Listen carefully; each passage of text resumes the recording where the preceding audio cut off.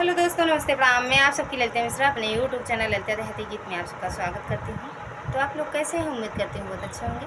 तो आप लोग को एक पति पत्नी का चुटकुला आज के सुनाऊंगी, तो आप लोग सुनिएगा क्योंकि एकदम नया है। आप लोग ज़रूर सुनिएगा और अपना प्यार दुलार आशीर्वाद दीजिएगा। हमें तो बहुत ही प्यारा लगता है ये गाना, ये गीत। आप लोग कमेंट में बताना आप लोग को कैसा लगता है।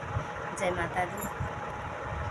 अब ना चलब पिया सट के, हवा बहे कस के, चुनरी मोरी कांटा में फंस के।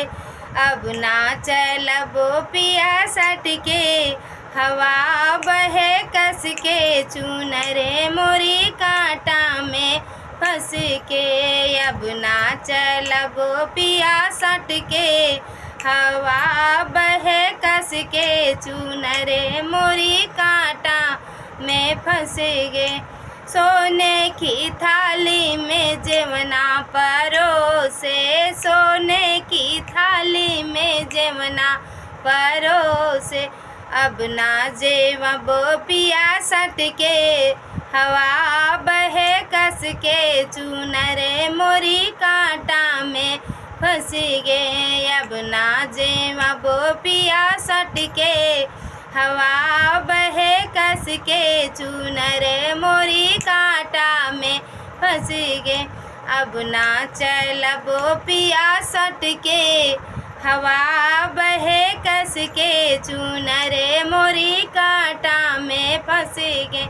सोने के लोटा में जल भर लाए, सोने के लोटा में जल भर लाए। अब ना घूटब पिया सट के, हवा बहे कस के, चुनरे मोरी कांटा में फंस गए।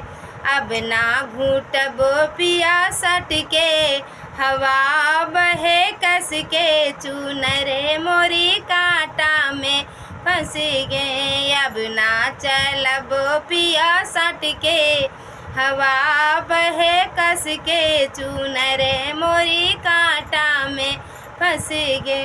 लौंगा इलायची के बीरा लगाए, लौंगा इलायची के बीरा लगाए, बीरा लगाए हो बीरा लगाए। अब ना कुचब पिया सट के, हवा बहे कस के, चुनरे मोरी कांटा में फंस गए। अब ना कुचब पिया सट के, हवा बहे कस के, चुनरे मोरी कांटा में फंस गए। अब ना चलब पिया सट के, हवा बहे कस के, चुनरे मोरी कांटा में फंस गए।